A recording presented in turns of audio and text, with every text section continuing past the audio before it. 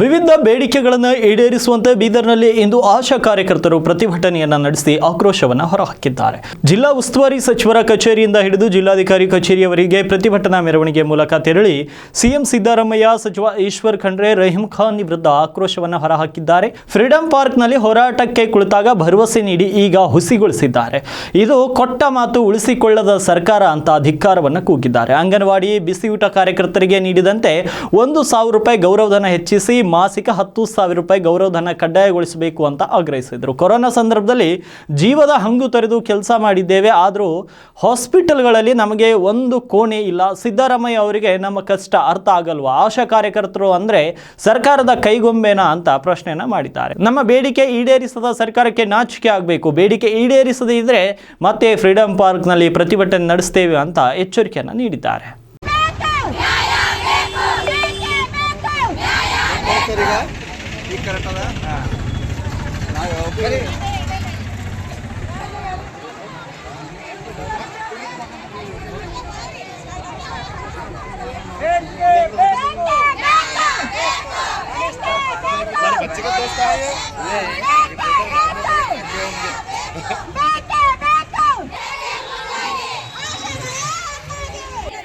जिंदाबाद या यूटीयू से जिंदाबाद.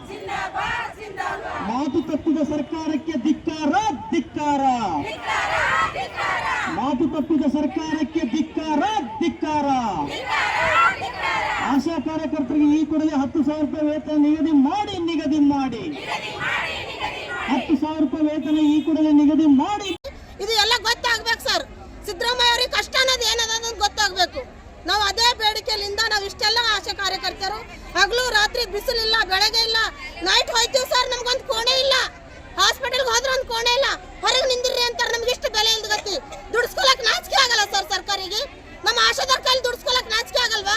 ಅವ್ರ ಮನೆಗೆ ಹೆಂಡ್ರಿ ಕೆಲಸ ಮಾಡಿದ್ರ ಡೈಲಿ 500 ಕೂಲಿ ಕೊಟ್ಟು ಮಾಡಿಸ್ಕೊತಾರೆ ಸರ್. ನಾವು ಅದಕ್ಕೆ ಆಚೆಗೆ ಏಟೇನು ಸರ್? ನಾವು ಆಶಾದಾರ ಅಂದ್ರೆ ಅವ್ರ ಕೈಗೆ ಹೊಂಬೇನಾ ನಾವು? ಯಾಕೆ ಸರ್ಕಾರ ಗೊತ್ತಾಗುತ್ತಿಲ್ಲವ? ನಾವು ಮಾಡೋ ಕೆಲಸ ಗುಣ ಇಲ್ಲ ಅವ್ರಿಗೆ. ಪ್ರತಿಯೊಂದು ಸ್ವಚ್ಛ ಮಾಡ್ತೀವಿ ಸರ್. ಅವ್ರ ಮನೆಗೆ ಹೋದೆವು ಅಂದ್ರೆ ಅವ್ರ ಮನೆಗೆ ಮಕ್ಕಳದು ಕೂಸಿಂದು ತಾಯ್ದಾರ್ದು ಮನೆಯವ್ರು ಮಾಡಲ್ಲ ಸರ್. ನಾವು ಮಾಡಿ ಬರ್ತೀವಿ. ಯಾಕೆ ಸರ್ಕಾರ ಕಣ್ ಕಟ್ಟಿದ್ದಾರೆ ಸರ್ ಅವ್ರಿಗೆ? ನಾವು ಕೆಲಸ ಮಾಡೋದು ಗೊತ್ತಾಗ್ತಿಲ್ಲ. ಪ್ರತಿಯೊಂದಕ್ಕೆ ವಿಸಿಟ್ ಬರ್ತಾರೆ ಸರ್. ಪ್ರತಿಯೊಂದು ವಿಸಿಟ್ ಆಶೆ ಕೊಡ್ಬೇಕು ಸರ್. ಒಂದು ಗ್ರಾಮದಲ್ಲಿ ಒಂದು ಪಂಚಾಯತ್ಲಿಂದ ಹೆಲ್ತ್ಲಿಂದ ಬಂದು ನಮ್ಮಲ್ಲಿ ಅವ್ರು ವಿಸಿಟ್ ತಗೋತಾರೆ ಸರ್. ಏನ್ ಡೀಟೇಲ್ ಇಲ್ಲ ನಮ್ಮ ಆಶಾದಾರ ಬಲ್ಲಿ, ಏನಿಲ್ಲ ಕೇಳಿ. ಮನೆಗೆ ಮಲ್ಕೊಂಡ್ರೆ ರಾತ್ರಿ 12 ಆದ್ರೂ ಬಿ ನಮ್ಮ ಆಶಾದಾರ ರಿಪೋರ್ಟ್ ಕೊಡ್ಬೇಕು. 12 ಆದ್ರೂ ಬಿ ರಿಪೋರ್ಟ್ ಕೊಡ್ಬೇಕು ಸರ್. ಅವ್ರ ಮನೆಗೆ ಮಕ್ಕಳು ಇರ್ತಾರೆ ಸರ್. ನಮ್ಮ ಮನೆಗೆ ಹೆಂಡ್ರು ಮಕ್ಕಳು ಇರಲ್ರ? ನಮ್ಗೂ ಕೇಳೋರು ಇರಲ್ರವ? ಕಫ ಟೆಸ್ಟ್ ಸರ್ ಅವ್ರದ್ದು ಕೈದಾಗ ಹಿಡ್ಕೊಂಡು ಹೋಗ್ತೀವಿ ನಾವು. ನಮ್ಗೊಂದು ಬ್ಲೌಸ್ ಗತಿ ಇಲ್ಲ, ಅವ್ರದ್ದು ಕೈದಾಗ ಹಿಡ್ಕೊಂಡು ಹೋಗ್ತೀವಿ.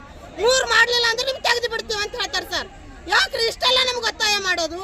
ಅವ್ರ ಮನೆಗೆ ಮಕ್ಕಳು ದೊಡ್ಡ ಸ್ಕೂಲಿಗೆ ದೊಡ್ಡದು ಫಂಕ್ಷನ್ ಹಾಲ್ದಾಗ ಕೂಡಿಸಿ ನೆರಳ ಎಸಿದಾಗ ಕೂಡಿಸಿ ಬಿಡ್ತಾರ.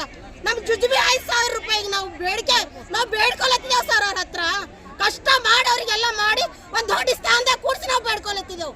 ನಮ್ಗೆ ಅಷ್ಟ ಅವ್ರಿಗೆ ಕರ್ಕೊಂಡೇ ಇಲ್ವಾ ಈಗ ಬಂದ ಸರ್ಕಾರಕ್ಕ?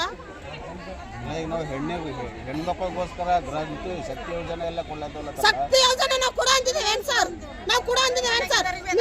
ನಮಗೆ ಗೆಲ್ಲ ಸರ್ ನಿಮ್ ಪಗಾರ ಮಾಡ್ತೀವಿ ಅಂತ ಹೇಳ್ಯಾರ ಸರ್. ಅವ್ರು ಯಾರು ಹೇಳ್ಯಾರ? ಈಶ್ವರ್ ಖಂಡ್ರೆ ಸರ್ ಲೆಟರ್ ಕೊಟ್ಟಿವಿ ಸರ್.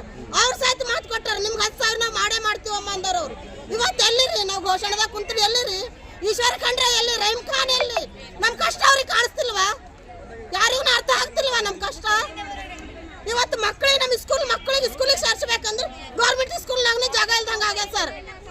ನೀವು 50,000 10,000 1 ಲಕ್ಷ ಡಿಪಾಸಿಟ್ ಕಟ್ಟಿ ನಿಮ್ಮ ಮಕ್ಕಳು ಪ್ರೈವೇಟ್ ಸ್ಕೂಲಿಗೆ ಕಳಿಸ್ತೀರಿ. ನಾವು ಮಕ್ಕಳಿಗೆ ಮಾಡೋದಿಲ್ವಾ? ನಮ್ಮ ಮಕ್ಕಳಿಗೆ ನಮ್ಗೆ ಹತ್ತಲ್ಲ. ಒಂದು ಸಿಲಿಂಡರ್ ತಗೊಂಡ್ರೆ 1,000 ಅದ. ನಮ್ಗೆ ಏನದ ಅಂದ್ರೆ 10,000 ಬೇಡಿಕೆ ಏನು ಕೊಟ್ಟಾರ ಸರ್, ಅದು 10,000 ಬೇಕು ಅಂತೇಳಿ ನಾವು ಅವ್ರಿಗೆ ಕೈ ಮುಗಿದು ಕೇಳತ್ತಿದ್ದೆವು. ಇಷ್ಟು ಕೂಗೋದು ಎದಕ್ಕೆ ಅಂದ್ರೆ ನಮ್ಮ ಕಷ್ಟ ಅವ್ರಿಗೆ ಪರಿಹಾರ ಮಾಡಬೇಕು, ನಮ್ಮ ಕಷ್ಟಕ್ಕೆ ಅವ್ರು ಫಲಿತಾಂಶ ಕೊಡ್ಬೇಕಂತೇಳಿ ಅವ್ರ ಕೈ ಮುಗಿದು ಕೇಳತ್ತೀನಿ ಸರ್. ಮತ್ತೇನಿಲ್ಲ. ದೇವಿಕಾ ಸರ್.